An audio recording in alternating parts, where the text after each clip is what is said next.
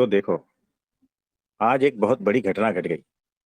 आज हमें एक मैसेज आया, जन्म जन्म रति राम फिट। कुछ समझ में आया? जन्म जन्म रति राम, यानी राम में ही मेरी रति रहे। Fit fit. जन्म जन्म रति राम फिट। जी। यानी देखो, वो पीछे जो फिट है ना, तो ये मैसेज हमें किसी ने भेजा है। फिट का तात्पर्य क्या हो रहा है जी यहाँ पे? फिट का तात्पर्य यह है कि चरण, यानी राम। अच्छा, फिट फिट ठीक है जी। फिट, वो हाँ। इंग्लिश में दे दिया। हाँ, इंग्लिश में है, क्योंकि वो भाई जो है ना, वो कॉन्वेंट में टीचर है। ठीक है जी। ठीक है प्रभु अब जी, वो फिर तो यहाँ ठीक है जी। फिर तो ठीक है जी ये अब वो बात। हाँ, अब वो यहाँ आए हैं या नहीं पता नहीं। तो उनको ढूंढना पड़ेगा। प्रशांत भाई को कहते हैं, उनको ढूंढ के लाए। वही बेलराम। अरे प्रशांत भाई, बताओ बताओ, ढूंढ के ला सकते हो? जी। तो आपने लिखा है ना? हम्म। तो कॉन्वेंट आ गया पीछे।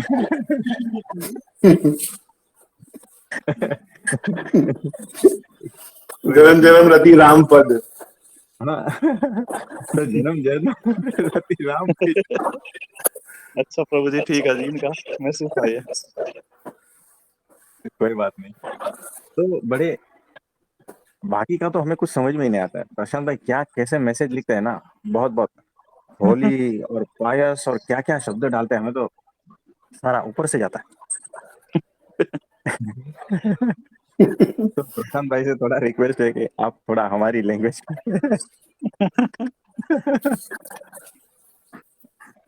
कोई बात नहीं, लेकिन प्रभु जी इसको और जन्म, बताइए इसी के बारे में। जन्म जन्म रति राम पद के बारे में बताइए और।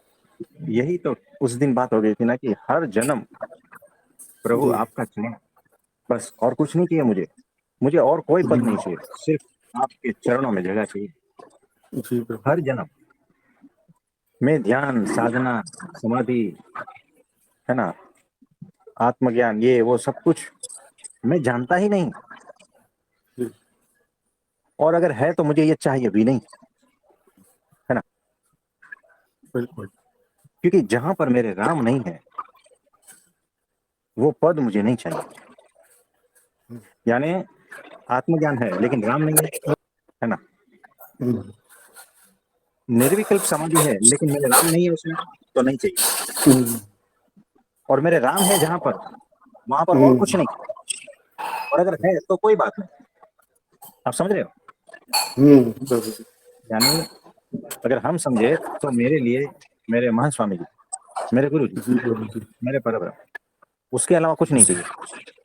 सारा फीका है, कहीं कुछ भी है ही हम्म, नहीं।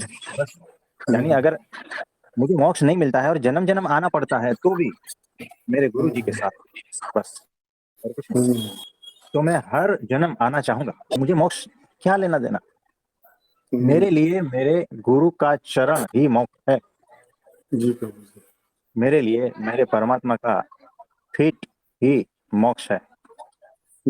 जो भी कह लो, निर्वाण पद कह लो या जो भी कह लो, है ना, हम्म, वही है। मुझे वो सब कुछ टर्मिनोलॉजी से कुछ लेना देना नहीं है।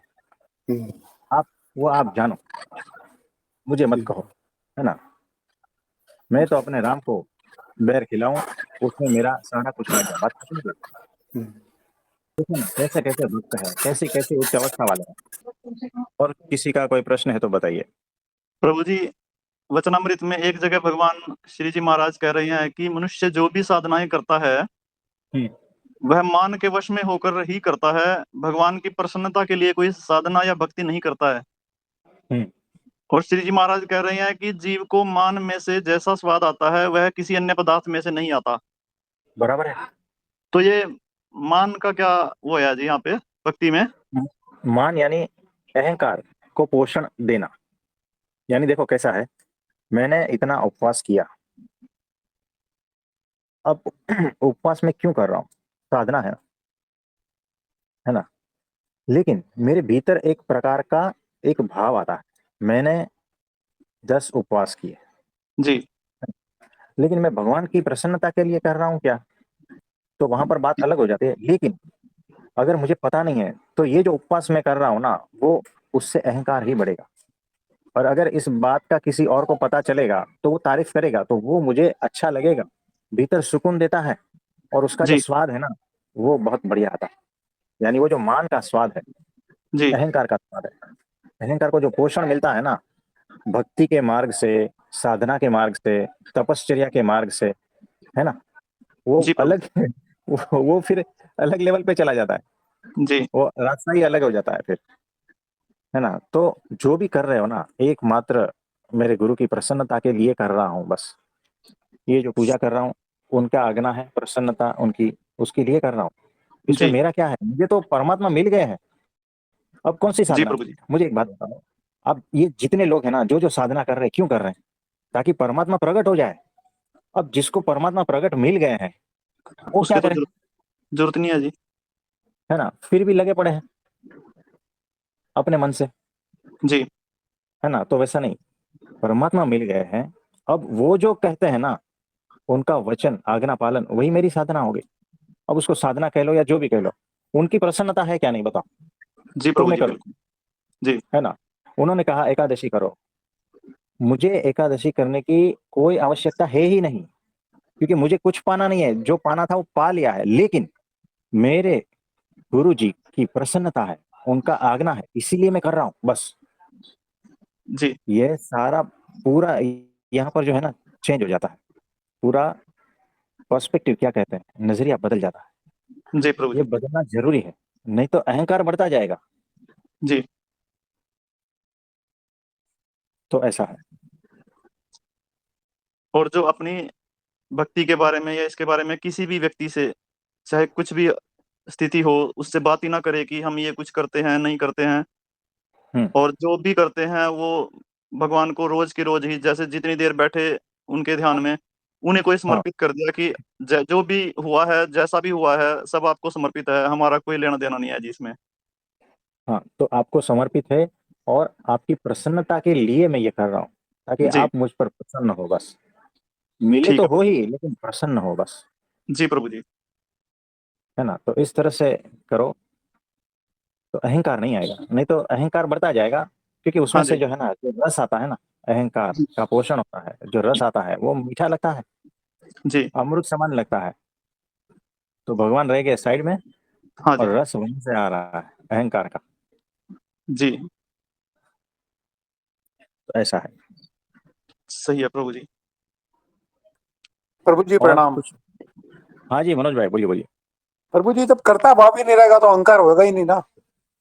हाँ, कर्ता भाव हट जाता है, हाँ वो है तो ही जब नहीं। कर्ता भाव, हाँ यही मैं बराबर है, बराबर है। फिर ना अहंकार बचेगा, है ना। जी, गीता में भी कृष्ण भगवान कहते हैं ना कि तू मेरे को सब कुछ दे दे, अर्पित कर हाँ दे, जी। तू कुछ है ही नहीं। तो कर्ता भाव वो यही तो कह रहे हैं कि अर्जुन को कि कर्ता भाव मेरे को दे दे, जब तेरा करता ही नहीं, तू करने वाला ही नहीं है, तो गुरु जी अहंकार तो रहा ही नहीं ना। हाँ जी, एग्जैक्टली ऐसा ही है। तो प्रभु जी वो आपने गुरु जी वाली बात कही, तो गुरु जी जब हमें गुरु जी चाहिए नहीं, हमें तो प्रभु जी मिले, हमें गुरु जी से क्या लेना। तो देखो, कोई बात नहीं, हम दर्शन तो कर ले पहले। है ना। हाँ जी, और कोई प्रश्न है तो बताइए। प्रभु जी, ये मनोज जी की बात है ना, बिल्कुल सत्य है जो इन्होंने कहा है अभी, कि गुरु के पास आदमी जाता है भगवान से मिलवाने के लिए कि भगवान के दर्शन करा दो जी। और जब सीधे ही भगवान के ही साथ मिल गए हैं। सही कह रहे हैं जी, शर्मा जी ने बहुत सही कहा है। कोई बात नहीं, कोई बात नहीं, तो पहले दर्शन कर लेते हैं, ठीक है। जी प्रभु जी। हाँ जी, और प्रणाम प्रभु जी। हाँ जी, प्रणाम, बोलिए बोलिए। प्रभु जी, जो हम हम्म। भगवान की आरती करते हैं तो क्या हम्म। उनकी नजर हटाने के लिए करते हैं? अरे ऐसा कुछ नहीं होता है। तो वो, क्या होता है प्रभु जी? देखो, कुछ नहीं। वो आरती का मतलब ये है कि उस दिए के प्रकाश में हम भगवान के दर्शन करते हैं बस। तो भगवान को कैसे नजर लगेगी बताओ? ये हमारे लिए है, हम उनका दर्शन ठीक से कर पाए। पहले के जमाने में क्या था, लाइट वगैरह नहीं थी, हाँ दिया जी। जलाना पड़ता है ना, और ऊपर से नीचे तक घुमाते हैं, बड़ी बड़ी मूर्तियां होती है, तो भगवान के हर अंग का दर्शन करते हैं हम। तो दिन में तो आरती नहीं होती थी, और मंदिर में भी जो है बहुत अंधेरा होता था, गुफा जैसे मंदिर थे पहले, है ना। तो और सुबह और रात को आरती होती थी, हम्म। तो अंधेरा होता था, तो दिया तो जलाना पड़ता है, फिर पूरे सब जगह पे घुमा घुमा के फिर उसके बहुत सारे अर्थ लोग निकाल लेते हैं। तो जिसको जैसा अर्थ समझ में आया वैसा निकाल लेते हैं, कोई प्रॉब्लम। लेकिन कहने का मतलब यह है कि भगवान के हर अंग का दर्शन, यानी चित्त वृत्ति पूरे भगवान के मूर्ति में रहे, उनके श्रृंगार में, उनका जो जो जो भी है सब। तो ये प्रथा है और कुछ नहीं है। तो आरती करने से आपको आत्मज्ञान हो जाएगा ऐसा समझना मत। जी। लेकिन मेरे गुरु ने कहा है ना आरती करना है, तो मैं कर दी, बात खत्म, कोई मीनिंग नहीं। मेरे गुरु जी प्रसन्न है आरती से, बात खत्म हो गई। मीनिंग जिसको निकालना है निकालता रहे, मुझे तो मिल गया ना, हाँ जी। मैं तो उसी में ही मस्त हूँ, है जी ना। प्रभु। तो जो पंडित को जैसा जैसा मीनिंग निकालना है वो निकालता रहेगा, आप समझे। जी प्रभु। तो ऐसा है। हाँ जी। प्रणाम प्रभु जी। हाँ जी, प्रणाम। नमस्ते। हाँ जी, नमस्ते। आपने एक बार ये कहा था कल परसों की क्लास में कि द्वंद है तो मतलब टकराव होता है और निर्द्वंद हो जाओ। बराबर। तो हम जब समाज में देखते हैं कि विचार तो सबके अलग-अलग हैं और उसी हाँ, बेस पर टकराव होता है बराबर। और किसी को समझाओ तो उसे समझ में भी नहीं आता कि ये हर जगह रिश्तेदारी में हर जगह टकराव है। तो इससे कैसे मुक्त होए और द्वंद और निर्द्वंद में क्या फ़र्क है? देखो, जहां पर विविधता है ना, टकराव सिर्फ वहां पर है। विविधता के साथ में अगर समझदारी है तो कोई बात नहीं, विविधता के साथ में अगर ना समझी है और मान्यताएं हैं जुड़ी, तो वहां टकराव है। यानी विविधता, यानी देखो, सबका विचार अलग अलग है, यानी तो सबके विचारों में विविधता है, और अपने आप में वो सब खूबसूरत है। लेकिन सब समझदारी के साथ में अगर विविधता है तो टकराव नहीं होगा, क्योंकि मान्यताएं नहीं है। तो जहां जहां मान्यताएं हैं विविधता में, वहां पर टकराव आएगा। और जो समझदार है वो एकत्व सेंटर में स्थित हो जाता है, उसे वहां से विविधता दिखाई देती है, लेकिन समझदारी पूर्ण, इसीलिए वो किसी से टकराता नहीं, है ना। वहां पर टकराव होता ही नहीं। यानी जैसे परम वैक्यूम है, परम शून्य है, वहां पर आप कुछ भी फेंको तो एब्जॉर्ब हो जाएगा, वापस आएगा ही नहीं, टकराव के रूप में वापस नहीं आएगा। एक कमरा है, उसमें अंधेरा है, आप उसमें एक पत्थर फेंको तो वो पत्थर कमरे में चला जाएगा, खिड़की से फेंकना है। और अगर कमरे में कोई रहेगा तो फिर देखो, पत्थर फेंका तो आपको वही पत्थर वापस आएगा लौट के, टकराव हो गया ना। जहां पर अहंकार मौजूद है वहां पर टकराव है। तो टकराव के लिए कुछ मौजूद होना चाहिए, है ना, तब टकराव होता है।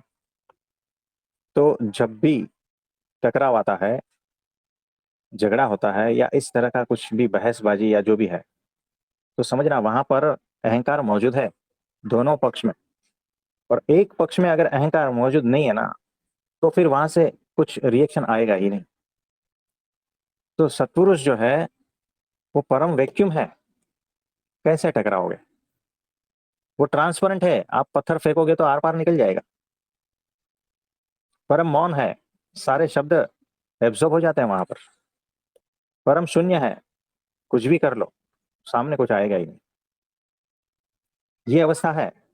इस अवस्था से जब सत्पुरुष नीचे उतरते हैं, तब आपको सुनते हैं, आपके मुताबिक वो एक्शन भी करते हैं, जो भी है सारा कुछ वहां होता है, लेकिन वो पद्धतियां अलग होती हैं। और कुछ कहना चाहते हो? हाँ जी। तो ये पूछना चाहती थी कि आपने एक क्लास में ये कहा है, जो आपका शॉर्ट वीडियो आया है, प्रेम का धागा। तो आपने वैसे तो वो पूरा है, तो उसमें मैंने पॉइंट नोटिस किए हैं, जो मैं आपको बता रही हूँ कि आप ये बताओ कि सतपुरुष कौन है? हमारे आपने ये गुरु जी अक्षर ब्रह्म आपने सतपुरुष। आपने ये कहा कि सतपुरुष के भीतर जो चल रहा है, वो हमारे भीतर चले। ये हाँ, कैसे होगा? ये कैसे होगा? ये क्वेश्चन है कि जो सतपुरुष के अंदर चल रहा है, वो मेरे भीतर भी चले। तो अभी तो मेरी वो अवस्था नहीं है कि मैं पहले तो मुझे ये पता होना चाहिए कि सतपुरुष कौन है, फिर सतपुरुष के भीतर जो चल रहा है, वो मेरे भीतर चले। ये कैसे होगा? देखो जुड़ते हैं ना, तब ही हो पाएगा, नहीं तो नहीं हो पाएगा। तो देखो कैसा है कि एक होता है ऑसिलेशन, यानी वहां पर वाइब्रेशन हो रहा है। आपने ट्यूनिंग फोर्क देखा होगा, शशि भाई। जी प्रभु जी। एक होता है ट्यूनिंग फोर्क, हाँ जी, प्रैक्टिकल किए हैं जी ये। है ना, तो फिजिक्स में आता है। जी अब उससे वो जो चिपिया है, चिपिया इसको क्या कहते हैं, फोर्क है। जी तो उसको जब हम टकराते हैं और उसमें वाइब्रेशन होता है, जी। रेजोनेंस कहते हैं ना, रेजोनेंस। हाँ जी, रेजोनेंस हाँ प्रोड्यूस होता है। तो हाँ वो नली होती है या जी पानी का रहता है या कुछ भी रहता है, अगर हाँ जी। उसको टक के उसके बाजू में भी लाए ना, तो वो भी वाइब्रेट होने लगता है। जी प्रभु जी। ऑसिलेशन रेजोनेशन जो भी है ना, ये हाँ कहते जी हैं। हाँ जी। जी तो बाजू में आके कनेक्शन होना चाहिए, तो वो भी ऐसा हो जाता है। जी प्रभु तो जी। यहाँ पर वो बात चल रही है कि सत्पुरुष से कनेक्ट हो या नहीं। अगर कनेक्ट नहीं होना तो कुछ भी कोई मतलब नहीं है। कनेक्शन होना जरूरी है, किसी भी प्रकार से कनेक्शन होना जरूरी है। अगर उनके भीतर जो गुण है वो आप में ट्रांसफर करने हैं, तो कनेक्शन होना अत्यंत आवश्यक है। और कोई प्रश्न है तो बताइए। हाँ जी, ये सतपुरुष के बारे में आप बता रहे थे ना कि ये उन सतपुरुष के भीतर जो चल रहा है, वो हमारे भीतर चले। मतलब सतपुरुष के भीतर क्या चलता है, वो हमारे भीतर कैसे चले, ये क्वेश्चन है। कनेक्शन हमने बता दिया, जब उनकी फ्रीक्वेंसी आपकी फ्रीक्वेंसी से मैच होती है, कनेक्शन बनता है तभी। फ्रीक्वेंसी का मतलब जैसे सतपुरुष निर्विकार हैं, उनके अंदर कोई विकार नहीं है, तो ऐसा?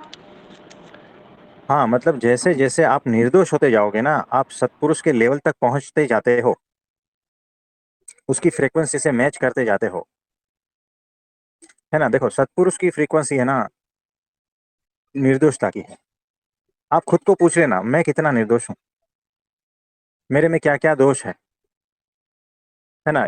ये सारा कुछ भीतर चेक करना, और सहज होते जाओ, निर्दोष होते जाओ बच्चे जैसे, तो फिर धीरे धीरे कनेक्शन बनेगा। फिर उनके बारे में चिंतन मनन, उनकी महिमा का विचार, तब और कनेक्शन बढ़ेगा, है ना। तो इस तरह से निर्दोषता से निर्दोषता, हमने वो कहा था लिख लेना, है ना, कुछ लिखा उसमें से। हाँ जी। तो अब निर्दोषता से जब निर्दोषता मिलती है, तब स्थिति बनती है, तो वही कनेक्शन हुआ। हाँ जी। आपने ये भी कहा था ना कि अगर हमारी सतपुरुष के साथ ट्यूनिंग हो जाती है, तब हाँ समझना कि आप अक्षरधाम में ही बैठे हो। तो हाँ जी। अक्षरधाम के बारे में बताओ थोड़ा-सा। अक्षरधाम में देखो भगवान है, यानी परब्रह्म, और धाम रूप अक्षर, यानी जहां पर जो जगह है पूरा, वो जगह अक्षरधाम है। और मूर्तिमान अक्षरधाम, यानी मूर्तिमान अक्षर ब्रह्म, वो भी साथ में है। और अनंत मुक्त भी आसपास है। और अधो ऊर्ध्व प्रमाण से रहित, यानी अनंत प्रकाश वहां पर है। ऐसा अक्षरधाम है। तो अक्षरधाम वहां है जहां पर सत्पुरुष है, आप समझे। तो चाहे वो ऊपर हो या यहाँ पर हो या धरती पर हो या किसी ग्रह पर हो या किसी ब्रह्मांड में हो, तो जहां पर यह है, जहां पर वो है, अक्षर ब्रह्म सत्पुरुष के भीतर पर ब्रह्म साक्षात विराजमान है, वो जहां पर है उसी को ही अक्षरधाम कहते हैं, आप समझे। जी, हाँ जी। देखो मेरे गुरु जहां है, वहीं सारा कुछ मेरा है, वही मेरा आत्मज्ञान, वही मेरा परमात्मा ज्ञान, वही मेरा अक्षरधाम। स्वर्ग भी उसी को ही कह लो, सारे तीर्थ उसी को कह लो, सारी यात्रा उसी को कह लो, सब कुछ मेरा वही है, सारे शास्त्र मेरे वही है। तो जहां पर मेरा गुरु है वहां पर ही मेरा अक्षरधाम है, और किसी अक्षरधाम को मैं नहीं जानता। और वो अक्षरधाम जो है, मेरे गुरु अगर बताना चाहते हैं उनकी कृपा से तो देख लेंगे, नहीं बताना चाहते हैं तो कोई बात नहीं। अगर मुझे अभी भी भीतर से वो हो रहा है इच्छा कि वो अक्षरधाम कैसा होगा, तो भी समझना कि मेरे गुरु के प्रति मेरी निष्ठा अभी भी ठीक से नहीं है। तो भगवान साक्षात मिले हैं और मैं कुछ इच्छा रखता हूं, तो मैं सबसे बड़ा मूर्ख हूं। तो जहां भगवान होता है वहीं उसका अक्षरधाम होता है, और वो दिव्य रूप में होता है। तो दिखता है हमें अपनी पंच इंद्रियों से ऐसा, लेकिन वो वही है और कुछ नहीं है। और वो स्थिति मेरे गुरु की कृपा से हो जाती है कि जो मतलब वो जहां है वहीं अक्षरधाम दिखता है। कुछ समझे? इसको वापस वापस घुमा घुमा के सुन लेना। हाँ जी। एक बात और, जैसे आपने ये कहा कि प्रेम का धागा पकड़ के रखना, आखिर ये सच्चा प्रेम क्या है? और क्या जिससे हमारे से सत्पुरुष के साथ ट्यूनिंग हो जाएगी? दुनिया में तो प्रेम का मीनिंग अलग है, और सच्चा प्रेम सही अर्थों में क्या है? जो परमात्मा से जुड़ा हुआ हो, उसी को सच्चा प्रेम कहेंगे।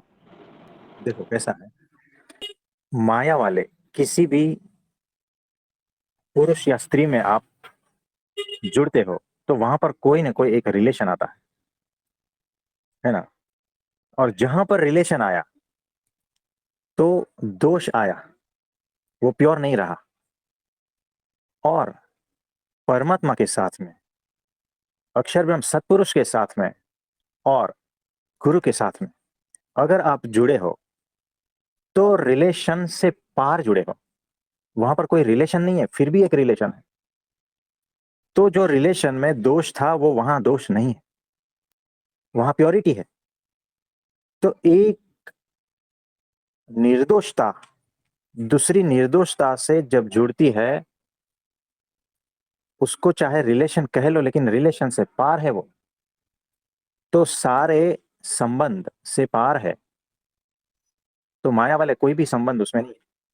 यानी समझो, आपको लगता है कि माता पिता का प्रेम उच्च प्रेम है, कोई कहता है माता का प्रेम उच्च है, कोई कहता है पिता पुत्र का प्रेम उच्च है, कोई कहता है गुरु शिष्य का प्रेम उच्च है।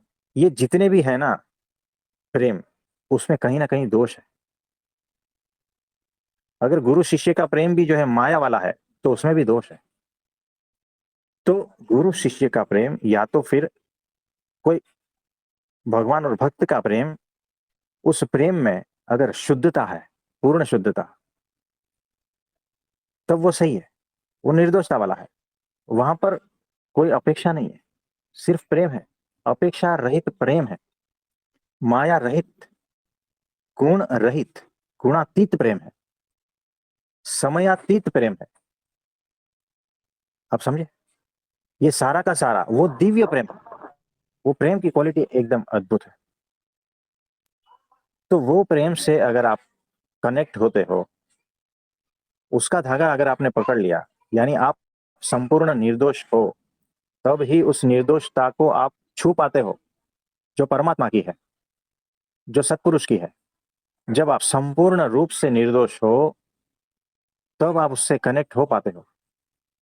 उसको फिर कनेक्शन नहीं कहते, उसको फिर संबंध नहीं कहते, वो उससे कई गुना पार है। वो एक रूपता जैसा है ना। तो उसको, उस धागे को पकड़ लो, और बाकी सारे आवरण उसके ऊपर लगे हुए हैं, है ना। तो वो जो धागा है उसको पकड़ रहे तो तर जाओगे। कुछ समझे? जी। आपने एक बात कही थी कि ना, जैसे शिष्य गुरु का प्रेम करते हैं, शिष्य गुरु को प्रेम करते हैं, ऐसा नहीं। जिस दिन शिष्य को पता चलेगा कि मैंने तो कुछ किया ही नहीं, मेरे गुरु ने ही मुझसे ज़्यादा प्रेम किया है, तो इस तरह से प्रेम का धागा जोड़ना है। आपने ये बोला था उसमें। छोड़ना है ऐसा नहीं, लेकिन ऐसा लगेगा आपको कि मैंने तो कुछ किया ही नहीं है, ज्यादा प्रेम तो मेरे गुरु करते हैं, है ना। यानी मैं शून्य में आ गया और प्रेममय तो मेरे गुरु है, मैं तो क्या ही हूँ, कुछ भी नहीं हूँ। और उस प्रेम को जब आप देखोगे मेरे गुरु ने जो किया है, तब आप बहुत रोओगे। ऐसा है। पर एक बात आ जाती है ना, जैसे कोई कहता है कि हम अपने गुरु खुद ही हैं, या वो आकाश और बीच में शून्य में ही घूम रहा है, तो उसके बीच में अहंकार रह जाता है। जब ये आ जाता है ना, जो अभी आपने बात की कि जो कुछ किया मेरे गुरु ने किया, या एक भाव, गुरु के प्रति समर्पित भाव रहता है, तो वहीं हाँ पर सच्चा प्रेम आता है और वहीं पे विनम्रता आती है। नहीं तो अहंकार तो वैसे का वैसे ही रह गया। हाँ, अहंकार पिघलता नहीं। हाँ, यहाँ पे ये पॉइंट मेन है। हाँ और एक बराबर। बात और, यहाँ पे आपने एक बात और कही थी कि जैसे साइलेंस के बारे में, मैं ये कह रही थी, जैसे हम पहले सत्संग में जाते थे ना, तो वो कहते थे साइलेंस में बैठना है और फिर धीरे धीरे डीप साइलेंस में जाना है। तो हम जैसे गए शुरू शुरू में, तो हमने पूछा ये कैसे होएगा, तो कहते बस बैठते रहो, तो अपने आप होता जाएगा। तो जब आपने कल ये कहा ना कि समझदारी, जितनी समझदारी है ना, उतना ही मतलब समझदारी से ही मौन आएगा, और जो जितना ज्यादा ना समझ है ना, उसके अंदर हम्म, उतने ज्यादा विचार। तो ये जो समझदारी का फिर आपने समझाया कि भाई के बारे में बताया, तो फिर ये चीज क्लियर हुई कि भाई असली मौन कहते किसको है। तो ये हम्म, आज तक क्वेश्चन मार्क बना हुआ था कि वो भीतर का मौन कैसे साधे। हम्म, तो उसके लिए एक अंदर ही अंदर द्वंद था कि हाँ, कि भीतर का मौन कैसे आएगा। तो उसके बारे हम्म, में आपने ये बताया कि जो, हाँ, जितनी ज्यादा समझदारी है ना, उतना ज्यादा अंदर मौन। तो मतलब अगर बराबर। हमारे अंदर विचार बहुत ज्यादा चल रहे हैं, तो मतलब इसका मतलब कि हम ना समझ है। हाँ जी। यहाँ पे ये भी बात आ गई। और समझदारी बढ़ेगी सत्संग से, बराबर। और सत्संग का मनन चिंतन करने से। हाँ जी। तो ये चीज तो किसी ने उसमें नहीं थी कि भाई हाँ, समझदारी का मतलब मौन है। ये चीज यहाँ पे मेन पॉइंट है। हाँ जी। हाँ जी, तो समझदारी ही मौन है, याद रखना। असली मौन समझदारी है। जितना समझदार आप, उतना आप मौन होते जाओगे। और एकदम परफेक्ट समझदार हो गए ना, तो भीतर से परमाणु नहीं हिलता। इतने मौन, इतने शांत, परम शून्य, ये सब अवस्था आ जाती है। तो हमें समझदार ही बनना है, और कुछ चीज जीवन में काम नहीं आएगी बिना समझदारी की, है ना। और वो सत्संग से समझदारी बढ़ेगी। बहुत अच्छा पॉइंट पकड़ा है आपने। कहाँ से लाते हो? कि सत्संग से ही लाते हैं। चलो अच्छा।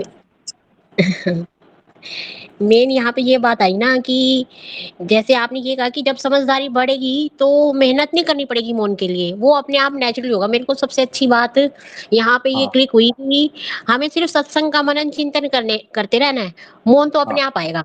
ये चीज मेरे को एग्जैक्ट। मतलब एक दिन को, ये जो आपने तारण निकाला है ना, वो बहुत अद्भुत है। सत्संग से ही असली मौन आएगा। सत्संग से ही असली समझदारी आएगी, है ना। होना थोड़ी पड़ेगा, अपने आप हो जाओगे। ऐसा है। बहुत अद्भुत। एक एक घंटा ऐसे साइलेंस में बैठते रहते थे, पता नहीं कहाँ उलझे रहते थे। फिर ये सोचते थे साइलेंस तो हुआ ही नहीं, वही संसार के विचार मन में चलते रह गए। और फिर ये सोचता था उस टाइम पे कोई काम भी नहीं हो पाया, और बैठे भी रह गए। तो डबल डबल युद्ध हो जाता था, ये चीज हो जाती थी। बराबर है। सही होता है, ऐसा ही होता है। मौन में बैठो, किसी को बोलो मौन में बैठे, और बैठने से मौन आ जाता है। ये तो पागलपन है। बैठने से मौन थोड़ी आएगा। मौन तो भीतर से आता है। फिर आप चाहे बैठो, नाचो, गाओ, बाजार में व्यापार धंधा नौकरी करो, बातें करो, मौन तो भीतर की घटना है। और वो कोई पोजीशन से थोड़ी आती है कि इस पोजीशन में आप करो तो ऐसा हो जाएगा, वैसा हो जाएगा। नहीं, कुछ नहीं। सहजता से, समझदारी ही मौन है, असली मौन। सत्संग से ये समझ आ गई कि कहाँ हमें अटैच होना है, कहाँ हमें डिटैच होना है, अगर मनन चिंतन सही ढंग से कर रहे हैं। और फिर पता चलता है कि ये शरीर भी मेरा नहीं है। और अकेले में बैठ के जब हम सत्संग का मनन चिंतन कर रहे हैं, और उसका बल बढ़ रहा है जब, और वो उसमें पता ही नहीं चल रहा कि हम आधा पौना 1 घंटा 2 घंटा बैठ के उस सत्संग को लिख रहे हैं या उसके ऊपर मनन कर रहे हैं, तो वो हम ऑटोमेटिक ही मौन में है ना? हाँ जी, तो एग्जैक्टली यही है कि, और देखो इसको वहां कनेक्ट कर देना कि असली मौन ही अक्षरधाम है। अच्छा ठीक है, ये सही पॉइंट है। हाँ। है ना? तो इस पर भी थोड़ा चिंतन मनन करना। तो जहां पर मेरे गुरु है उसी का ही चिंतन मनन अगर चल रहा है और समझदारी भी बहुत है, तो समझना वही अक्षरधाम है। यानी क्या हुआ पता है? समझदारी इज इक्वल टू आत्मज्ञान, समझदारी इज इक्वल टू ब्राह्मी स्थिति। क्वालिटी बदलती है समझदारी की धीरे धीरे। और इस स्थिति में अगर मैं अपने गुरु के साथ हूं, मैं अपने परमात्मा के साथ हूं, तो वही अक्षरधाम हो गया। ये पॉइंट लिख लेना। जब आप दोपहर को क्लास करवा रहे थे ना, हाँ, मतलब बीच में, वैसे मैं सुन तो कम पाई क्योंकि आया गया रहा घर में, पर फिर भी बीच में जब भी बैठी थोड़ी देर के लिए, तो वो जो आप बात कर रहे थे ना, उसमें सिर्फ मौन के साथ आनंद था, इतना मैं फील कर पा रही थी। तो बराबर है, बराबर है। हाँ, ये चीज फील हो पा रही थी कि हर जगह मौन है और वो चीज फील करके आनंद ऑटोमेटिक फील हो रहा था, ये चीज थी। हाँ जी, तो धीरे धीरे देखो हल्के हल्के झलक आपको मिल रही है। इसमें और गहराई से जाना है तो माया से पार हो जाओगे और दिव्य भाव में आ जाओगे धीरे धीरे। तो सही जा रहे हो, परफेक्टली। तो सभी को आशीर्वाद देते हैं, सभी को क्या कहे कि झलक मिले उस चीज की और उसमें आगे बढ़े। और कुछ? आपने ये भी कहा ना कि महामौन इज इक्वल टू अपेक्षा रहित और होश पूर्ण प्रतीक्षा। हाँ जी। महामौन साकार मौन क्या होता है?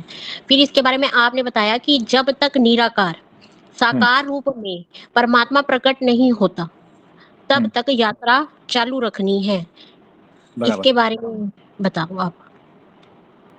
हाँ, तो यात्रा चालू ही रखनी है जब तक वो जो निराकार और आकार ये सब कुछ है ना, उससे पार जब तक उस मूर्ति को नहीं देख लेते हो दिव्य रूप में, तब तक यात्रा चालू ही रहनी। अटक नहीं जाना है। किसी को देखो बीच में प्रकाश दिखता है वहां अटक जाता है, किसी को शून्य दिखता है वहां अटक जाता है, किसी को परम मौन अंधकार दिखता है तो वहां अटक जाता है। कहीं पर भी अटकना नहीं है। कोई निराकार में अटका हुआ है ना? तो कहीं पर भी अटकना नहीं है। हमें वो मूर्ति साक्षात दिखनी चाहिए और वो अपने को स्वयं ही है ना प्रूफ कर देगी कि हाँ बस यही मैं हूं। तो परमात्मा की वो जो साकार मूर्ति, उसी में ही स्थित होना है। वो जब तक नहीं दिखती तब तक यात्रा चालू रखनी है। बराबर है? ठीक है। Thank you. तो हर शब्द लिख लेना, जहां जैसा है वैसा हर शब्द लिख लेना, नहीं तो बहुत मिस कर जाओगे। है ना? हाथ में कुछ नहीं आएगा। तो ऐसा है। तो आज के लिए इतना ठीक है। आप सभी को मेरा नमस्ते।